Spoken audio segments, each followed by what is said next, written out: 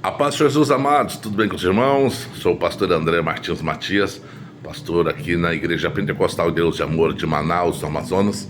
E eu vim fazer esse vídeo para conversar, dar a minha visão, a minha perspectiva em cima de tudo que tem acontecido ali no Rio Grande do Sul.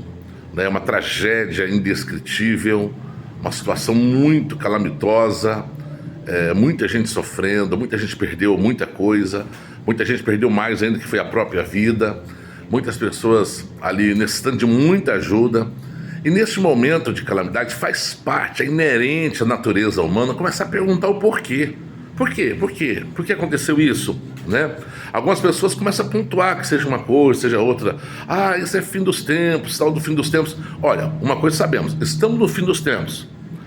Mas será que seria isso mesmo? Outros falam, por causa do aquecimento global. Será que é? Em 1941 aconteceu uma inundação como essa. Em 1941 não tinha aquecimento global, não tinha essa história. Que mais? Outros pensam, pecado, o povo tem pecado, é a macumba, é isso, é aquilo outro, e por aí vai. Amados, preste atenção, eu vou dar a perspectiva bíblica acerca disso. O que Jesus diria isso acerca dessa situação, tendo em vista o nosso questionamento, que é humano questionar, sim, é normal. Mas o que Jesus diria? E na Bíblia diz, em João capítulo 9, Jesus, olhando um homem cego de nascença, os discípulos logo começaram a perguntar, por que ele está assim? Porque se começa a se condoer, o ser humano começa a ficar com dó, por que essa pessoa está sofrendo desse jeito? E começa a tentar encontrar razão. E a melhor explicação foi a de Jesus. Jesus disse, ele está assim para que eu faça alguma coisa por ele. Para que eu, Deus, opere nele maravilhas. Jesus fará algo na vida daquele homem. Então Jesus não vai buscar a razão por que ele está assim. Jesus diz, ele está assim para que eu possa fazer alguma coisa, para que nele se manifeste as maravilhas de Deus. Quando nós observamos essas situações acontecendo, nós temos que nos remeter à palavra de Deus. O que nós devemos fazer numa situação como essa? Como podemos ajudar?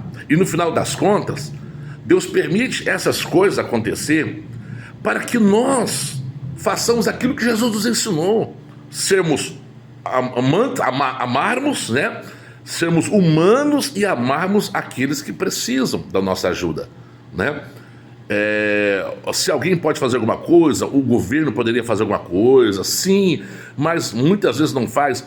Isso me faz lembrar uma tragédia que aconteceu no primeiro século, durante o reinado de Cláudio César, que veio uma fome extrema para o mundo, especialmente sobre a Palestina, porque é uma região desértica, estava sob o jugo ali de Roma.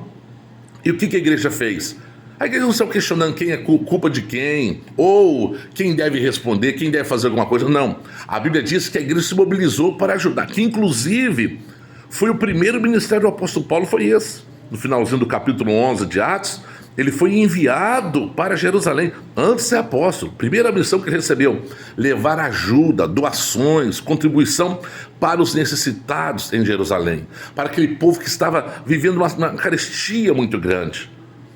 Entendo que Deus permite esses acontecimentos, essas catástrofes todas, para que tenhamos a oportunidade de fazer alguma coisa, para que possamos ajudar, independentemente se o governo fará, se César fará alguma coisa, se o Império Romano fará, se os políticos farão. Nós temos muitas instituições que estão se mobilizando para ajudar os necessitados, carentes. Todavia, nós devemos fazer a nossa parte. Você não pode ir lá, mas você pode contribuir, Algumas instituições estão arrecadando dinheiro. Infelizmente, temos algo que eu chamo de espírito de urubu, que é pessoas que aproveitam a morte dos outros para se alimentar. Pessoas que aproveitam essas catástrofes para poder roubar, para poder enganar.